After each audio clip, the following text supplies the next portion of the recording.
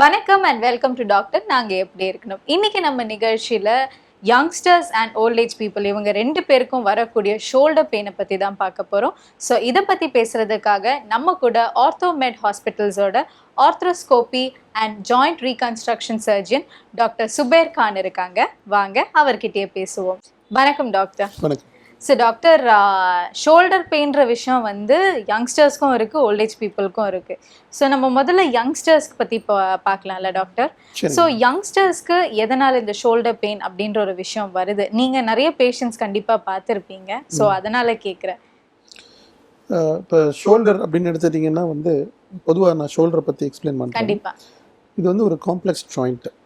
இப்போ நம்ம உடம்புல வந்து அதிகமாக மொபிலிட்டி இருக்கிற ஜாயிண்ட் அப்படின்னு பார்த்தீங்கன்னா ஒன்று வந்து நம்ம ஷோல்டர் தான். ரெண்டாவது நம்ம கட்டை விரல்.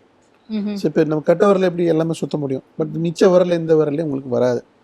இந்த கட்டை விரல் எவ்வளோ இம்பார்ட்டண்ட்டோ அதே மாதிரி நம்ம ஷோல்டரும் உடம்புல ரொம்ப ரொம்ப இம்பார்ட்டன்ட். 360 டிகிரி சுத்த முடியும். ப்ளஸ் அதோட ஸ்ட்ரென்த் வந்து நம்ம உடம்புல இருந்து வெளியில் இருக்கக்கூடிய ஜாயிண்ட்ன்றதுனால அவ்வளோ மொபிலிட்டி கிடைக்குது. ஸோ அதனால தான் அதில் வந்து ரொம்ப அன்ஸ்டேபிள் ஜாயிண்ட்டாகவும் இருக்குது.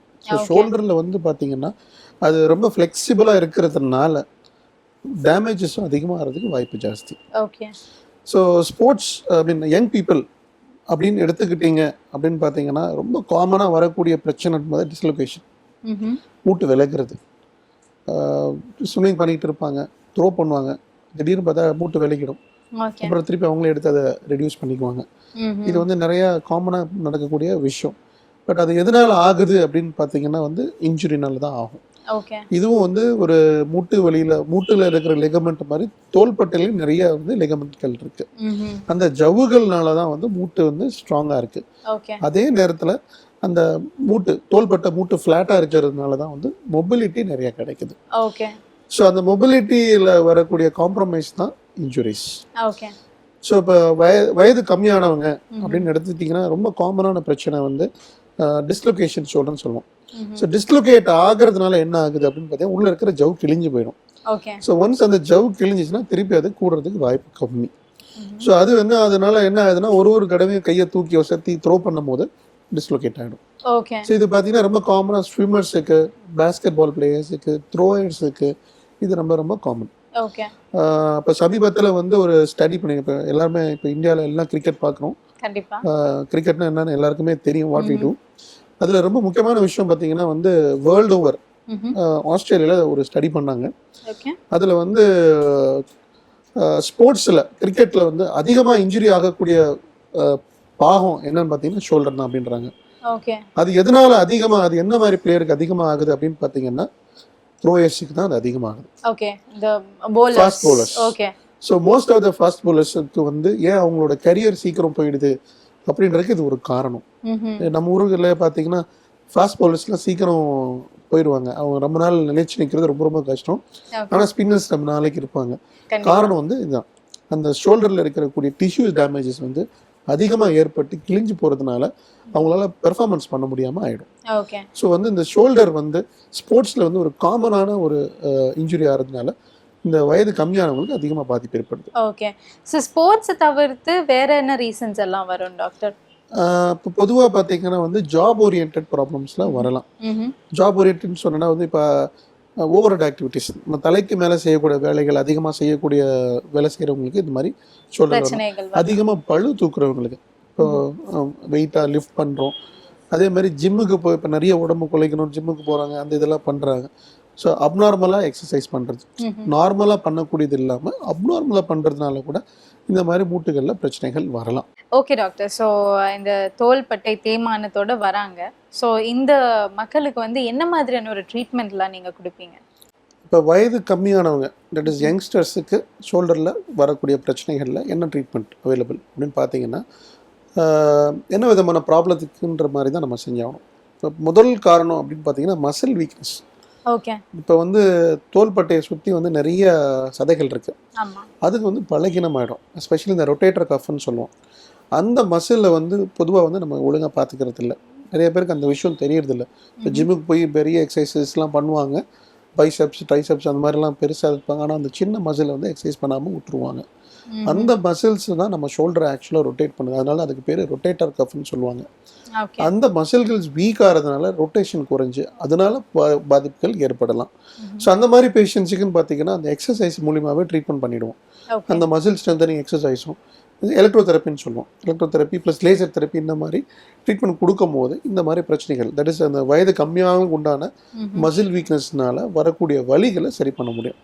இப்போ ரெண்டாவது காரணம் அப்படின்னு பார்த்தீங்கன்னா வந்து ஜவ் கிழிதல்.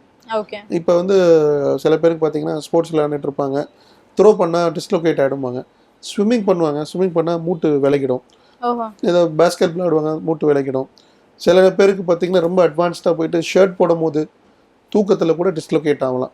அது வந்து ரெக்கரண்ட் டிஸ்லோகேஷன் ஷோல்டர் அப்படின்னு சொல்லுவோம். தட் இஸ் நம்ம மூட்டு வந்து ஜாயிண்ட்டை விட்டு டிஸ்லோகேட் ஆகிடும். ஸோ அந்த மாதிரி இருக்கிறவங்களுக்கு வந்து உள்ளே இருக்கிற ஜவ் கிழிஞ்சதுனால தான் இந்த பிரச்சனை ஏற்படுது. இப்போ முதல் தடவை ஜவ் கிழியும் போதே நம்ம அதை கண்டுபிடிச்சிட்டோம், இந்த மாதிரி விலகுதுன்ற விஷயம் அவங்க வந்து ஒரு டாக்டர் அணுகிச்சு பார்த்தாங்கன்னா அந்த ஜவ்வை வந்து நம்ம திருப்பி சரி பண்ண முடியும். அதுக்கு வந்து இப்போ நுண் துளை துவாரம், தட் இஸ் ஆர்த்ரோஸ்கோபி அப்படின்ற ஒரு கீஹோல் சர்ஜரி மூலிமா இப்போ செய்கிறோம். ஸோ அந்த ஆர்த்ரோஸ்கோபி மூலிமா அந்த கிழிஞ்ச ஜவ்வை வந்து திருப்பி ஸ்டிச் பண்ணுறதுனால ஃபர்தராக கிளியறதை வந்து தடுக்க முடியும். அந்த கிளியறதை தடுக்காமல் விட்டுட்டோம் அப்படின்னு பார்த்தீங்கன்னா அதுலேயே வந்து ஆர்த்ரைட்டிஸ் வரலாம். அதனால பிற்விளைவுகள் பயங்கரமாக ஏற்படும் உங்களுக்கு. ஸோ இந்த சின்ன விஷயம் தான், அதை முதலே அவங்க சொல்லி ஒரு டாக்டரை பார்த்து அதுக்குண்டான சிகிச்சை, தட் இஸ் ஆர்த்ரோஸ்கோபி சர்ஜரி பண்ணிக்கிட்டாங்க அப்படின்னா கம்ப்ளீட்டாக அவங்க குணமடைஞ்சு நார்மலுக்கு போயிடலாம். Okay doctor.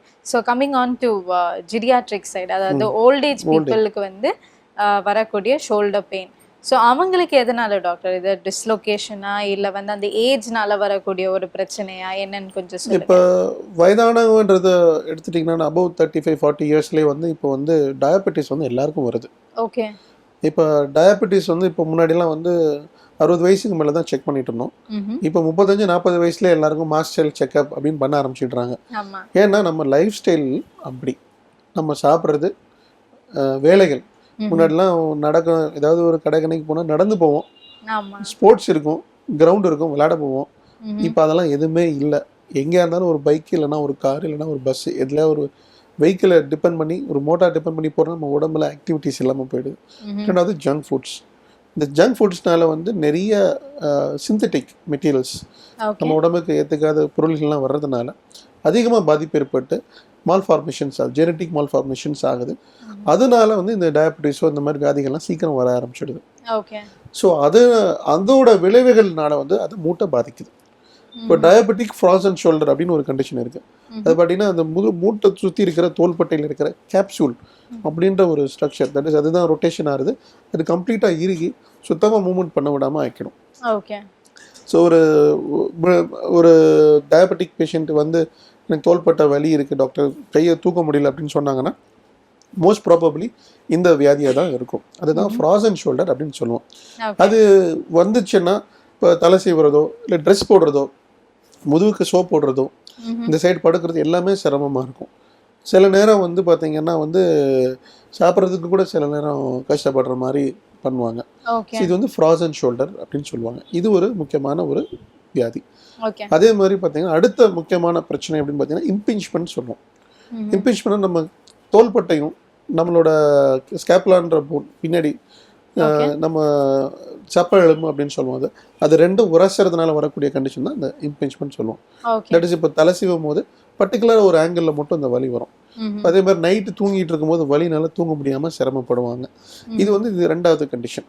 இதுவும் வந்து பார்த்தீங்கன்னா இதுவும் அந்த வயது கம்மியானவங்களுக்கு மசில் வீக்னஸ்னால வரக்கூடிய பிரச்சனைகளோடு சேர்ந்து தான் இதுவும். ஸோ மசில் வீக்னஸ்னால ரெண்டு மூட்டும் உராசி அதில் கொஞ்சம் தேய்மானம் ஏற்பட்டோ இல்லை எக்ஸ்ட்ரா எலும்பு ஃபார்ம் ஆகியோ இந்த வலி வர ஆரம்பிச்சிடும். அதை இம்பிஞ்ச்மெண்ட் அப்படின்னு சொல்லுவோம். ஸோ இது இரண்டாவது கண்டிஷன். சில பேருக்கு பார்த்தீங்கன்னா மசில்லாம் வீக் ஆகி இப்போ 50-60 வயசுக்கு மேலவங்களுக்கு வந்து நல்லா இருந்துகிட்டே இருப்பாங்க, வலி இருந்துகிட்டு இருக்கும், மருந்து மாத்திரை சாப்பிட்டுட்டு இருப்பாங்க, திடீர்னு ஒரு நாள் கை தூக்க முடியாமல் ஆகிடும்.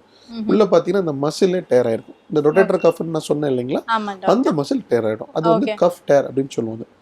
ஸோ இதெல்லாம் நம்ம பார்த்துட்டு டெர்மினலான ஒரு கண்டிஷன் இருக்குது, அதுதான் வந்து cuff arthropathy, that is shoulder joint arthritis அப்படின்னு சொல்லுவோம். அதுதான் ஃபைனல் ஸ்டேஜ். ஸோ இப்போ முதல்ல வந்து ஒரு ஃப்ராசன் ஷோல்டராகவோ இம்பிஞ்ச்மெண்ட்டாகவோ இருக்கக்கூடிய பேஷண்ட்டுக்கு அதை ஒழுங்காக ட்ரீட்மெண்ட் பண்ணலைன்னா ஃபைனலாக வந்து கஃப் ஆர்த்ரோபதி அண்ட் ஆர்த்ரைட்டிஸ் வந்துடும். மூட்டு கம்ப்ளீட்டாக இறுக்கி கை வந்து யூஸ் பண்ண முடியாமல் கை இருந்துட்டும் எதுவுமே வேலை செய்ய முடியாமல் ரொம்ப கஷ்டப்படுவாங்க. ஓகே. ஸோ அதுதான் இந்த 4 மெயினான ப்ராப்ளங்க. Okay doctor. ஸோ இவங்களுக்கு என்ன மாதிரியான ட்ரீட்மெண்ட்ஸ் எல்லாம் எக்ஸிஸ்ட் ஆகுது டாக்டர்? ஏன்னா கண்டிப்பாக வந்து இது ஒரு டிஃபிகல்ட்டான விஷயம். ஏன்னா ஏஜ் ஒரு பெரிய பேரியராக இருக்கிறதுனால கண்டிப்பாக இருக்கலாம்ல டாக்டர். பட் ஸ்டில் நீங்கள் கண்டிப்பாக நிறைய ஹோப் கொடுக்குறீங்க. பட் ஸ்டில் என்ன மாதிரியான ட்ரீட்மெண்ட்லாம் இருக்குன்னு கொஞ்சம் சொல்லுங்க. சரி, நான் ஆல்ரெடி சொன்ன மாதிரி தான். அந்த ட்ரீட்மெண்ட்டு எப்படி கொடுக்குறோம் அப்படின்னு பார்த்தீங்கன்னா, அது எப்போ வர்றாங்க, அந்த ட்ரீட்மெண்ட்டுக்கு என்ன ஸ்டேஜில் ஒரு டாக்டர் அணுகுறாங்கன்றது ரொம்ப ரொம்ப ரொம்ப முக்கியமான விஷயம். ஓகே. நிறைய அகெயின் திருப்பி நான் ஏன் சொல்கிறேன்னா, அவங்க பேஷண்ட்டுக்கு வந்து அந்த விஷயம் தெரிய மாட்டேங்குது. ஒரு மருந்து மாத்திரை சாப்பிட்டாலே வலி போயிடும் அப்படின்ற வலியை மட்டுமே யோசிக்கிறாங்களே தவிர, எதனால இது வந்தது, இதுக்கு மூல காரணம் என்ன, அதை எப்படி சரி பண்ணுன்றதை யோசிச்சாங்கன்னா இந்த பிரச்சனையே கிடையாது. அதை வந்து ஒரு ஆர்த்தோ டாக்டரால் தான் அதை கரெக்டாக வந்து அனுமானிக்க முடியும். ஏன்னா இந்த ஃப்ராசன் ஷோல்டருக்கும் இம்பீச்மெண்ட்டுக்கும் பெரிய வித்தியாசமே தெரியாது பார்க்குறதுக்கு. கை தூக்க முடியலன்னு நினச்சி நம்ம விட்டுருவோம். பட் அதை கரெக்டாக எடுத்து பார்த்தீங்கன்னா ஒரு எக்ஸாமினேஷன் இப்போ நாங்கள் பார்க்கும்போது மூமெண்ட் இருக்கும், ஆனால் வந்து பேஷண்ட்டால் தூக்க முடியாது, இம்பீச்மெண்ட்னு சொல்லுவோம். அது மூமெண்ட்டும் இல்லை, பேஷண்ட்டால் தூக்கவும் முடியல அப்படின்னா அந்த ஃப்ராசன் ஷோல்டர்னு சொல்லுவோம். இப்போ ரெண்டுத்துக்குமே ட்ரீட்மெண்ட் வேறு மாதிரி செய்வோம். ஒரு டயபெட்டிக் பேஷண்ட் கை தூக்க முடியாமல் வராருன்னா அவர் ஃப்ராசன் ஷோல்டர்னு முடிவு பண்ணிட முடியாது. அவருக்கு ஃப்ராசன் ஷோல்டர் இல்லாமல் இம்பீச்மெண்ட்டாக கூட இருக்கலாம். ஸோ அந்த மாதிரி பேஷண்ட்டுக்கு வந்து ஃபிசியோதெரப்பி தான் ட்ரீட்மெண்ட்டு. சில நேரம் இது எல்லாம் செஞ்சுட்டு ஃபிசியோதெரப்பியில் சரியாகலை, ஒரு வலி இருந்துகிட்டே இருக்குது அப்படிங்கும்போது சில நேரம் இன்ஜெக்ஷன் மூலியமாக ட்ரீட்மெண்ட் பண்ணுறோம். இன்ஜெக்ஷன் பண்ணிவிட்டு மேனிப்புலேஷன் தெரப்பி அப்படின்னு ஒரு டெக்னிக் பண்ணுறோம். ஸோ ஃபிசியோதெரப்பியில் இம்ப்ரூவ்மெண்ட் ஆகாத பேஷண்ட்டுக்கு அந்த மேனிப்புலேஷன் தெரப்பியும் கொடுக்கலாம். ஸோ இப்போ இது எல்லாமே ஸ்டேஜ் எல்லாம் முடிஞ்சு இதுலேயுமே இம்ப்ரூவ்மெண்ட் ஆகாத பேஷண்ட்டுக்கு அகைன் அந்த எம்ஆர்ஐ ஸ்கேன் பண்ணி பார்ப்போம். எம்ஆர்ஐ ஸ்கேன் பண்ணும்போது ஜவ் கிழிஞ்சிருக்கா, இல்லை உள்ளே இருக்க சதைகள் எதுவும் கிழிஞ்சிருக்கா, இல்லை வெறும் மூட்டு இறுக்கிதான் இருக்கா அப்படின்றத பார்ப்போம். இப்போ இதுக்குமே ஒரு டைம் ஃப்ரேம் வச்சுருக்கோம். பொதுவாக ஃபிசியோதெரப்பியை வந்து ஒரு 6 வாரம் வரைக்கும் ட்ரை பண்ணுவோம், 2-3 months. இப்போ இந்த 3 மாதம் பீரியடில் வந்து சுத்தமாக இம்ப்ரூவ்மெண்ட்டே இல்லை, இல்லை 6 வாரம் பீரியடில் உங்களுக்கு இம்ப்ரூவ்மெண்ட்டே இல்லை, இல்லை 6 வாரத்துக்குள்ளேயுமே ரொம்ப வலி இருக்குது, சுத்தமாக இம்ப்ரூவ்மெண்ட் இல்லாத பேஷண்ட்டுக்கு ஸ்கேன் பண்ணி பார்ப்போம். ஸ்கேனில் வந்து ஏதாவது ஜவ் கிழிஞ்சிருக்கு, இல்லை muscle tear, rotator cuff tear இருக்குது அப்படின்னா அதுக்கு இந்த ஆர்த்ரோஸ்கோபி மூலியமாக ட்ரீட்மெண்ட் பண்ணுறோம். இப்போ இந்த 3 condition, that is frozen shoulder, impingement, cuff tear, இது 3க்குமே 3 விதமான ஆர்த்ரோஸ்கோபி ப்ரொசீஜர் செய்வோம். இப்போ ஃப்ராசன் ஷோல்டர் எடுத்துட்டிங்கன்னா அந்த கேப்சூல் டைட்டாக இருக்குது, அதோட பெத்தாலஜி வேறு, அதோட ப்ராப்ளம் வேறு. ஸோ அந்த கேப்சூலை ஃப்ரீ பண்ணும். முன்னாடிலாம் அதுக்கு வந்து ஓப்பன் பண்ணி அந்த ஆப்ரேஷன் பண்ணிட்டு இருந்தோம். இப்போ சின்ன துவாரம் வழியாக ஆர்த்ரோஸ்கோபி மூலிமா ரிலீஸ் பண்ணுறதுனால ஒரே நாளில் அவங்களுக்கு ரெக்கவரி ஆகிடுவாங்க. இப்போ இம்பிஞ்ச்மெண்ட் கண்டிஷனுக்கும் பார்த்தீங்கன்னா அந்த எக்ஸ்ட்ரா போன் வந்து அடியில் ஃபார்ம் ஆகி அந்த போனில் ஒரு ஆசிட் இருக்கும், அந்த போனை வந்து ஆர்த்ரோஸ்கோபி மூலிமா ஸ்மூத்தன் பண்ணிடுவாங்க, கரைச்சிடுவோம். முன்னெல்லாம் ஒளியை வச்சு தட்டிக்கிட்டு இருந்தாங்க ஓப்பன் பண்ணி, இப்போ ட்ரில் மாதிரி பண்ணி அதை ஆர்த்ரோஸ்கோப்பிலே அதை ஷேவ் பண்ணிடுவோம். ஸோ அப்படிங்கும் போது பேஷண்ட்டுக்கு வந்து ஸ்காரும் இருக்காது, ரெக்கவரியும் ஃபாஸ்ட்டாக இருக்கும். இப்போ இந்த கஃப் டேர்ன்ற கண்டிஷன்ஸ் வந்து முன்னெல்லாம் பெருசாக கிழிஞ்சிருந்ததுன்னா ட்ரீட்மெண்ட்டே இல்லாமல் தான் இருந்தது. இப்போ அதை வந்து ஆங்கர்ஸ், ஆர்த்ரோஸ்கோபி ஆங்கர் உள்ள வந்து நம்ம அங்குசம் சொல்லுவோம் இல்லையா கப்பலுக்கு போடுறதுக்கு, அந்த மாதிரி ஆங்கர்ஸ் இருக்கு. இப்போ அது வழியாக அந்த சூச்சர் பண்ணி அதை ஸ்டிச் பண்ணிடுறோம். ஸோ தட் எல்லாமே இப்போ வந்து ஆர்த்ரோஸ்கோபி மூலமா ரெக்கவரி கொடுக்கலாம். பட் அவங்க என்ன ஸ்டேஜில் வராங்கன்றதை பொறுத்து இருக்கு. இப்போ ஏர்லி ஸ்டேஜில் இருந்தால் மெடிசன்ஸ் அண்ட் ஃபிசியோதெரப்பியில் நம்ம ட்ரீட்மெண்ட் பண்ண முடியும். ரொம்ப லேட்டஸ்ட் ஸ்டேஜில் வந்தாங்க அப்படிங்கும் போது இப்போ இந்த இதுதான் பண்ணுற மாதிரி. Okay doctor, thank you so much doctor. நீங்கள் சொன்ன அந்த லிகமெண்ட் டேர் அண்ட் மூட்டு தேய்மானம் இந்த விஷயங்கள் கூட எங்களுக்கு ரொம்பவே யூஸ்ஃபுல்லாக இருந்தது. Thank you so much. ஓகே நேயர்களே, நம்ம நிகழ்ச்சியில் மூட்டு தேய்மானத்துக்கும் சரி, லிகமெண்ட் டேருக்கும் சரி, shoulder pain both youngsters and old age பீப்புளுக்கும் சரி, இவங்களுக்கு எல்லாத்துக்குமே இருக்க ட்ரீட்மெண்ட் பற்றின விஷயங்கள்லாம் நீங்கள் தெரிஞ்சிருப்பீங்கன்னு நினைக்கிறேன். அண்ட் ஒவ்வொரு விஷயமும் ரொம்பவே யூஸ்ஃபுல்லாக இருந்திருக்கும் நான் நம்புகிறேன். இதே மாதிரி வேறொரு துறையை சேர்ந்த மருத்துவருடன் டாக்டர் நாங்கள் எப்படி இருக்கணும் நிகழ்ச்சி தொடரும்.